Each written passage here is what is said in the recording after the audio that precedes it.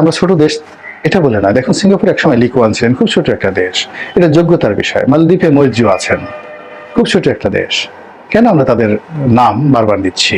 Kuwait ছোট্ট একটা দেশ, কাতার আরো ছোট একটা দেশ, কাতারের ভয়ে সমস্ত ইউরোপ কাঁপছে কেন? তাদের ওই ধরনের লিডারশিপ আছে, ওই ধরনের ইনস্ট্রুমেন্ট আছে, ওই ধরনের মিডিয়া আছে, আল জাজিরার মতো তাদের একটা মিডিয়া আছে। তো এই পুরো জিনিসটি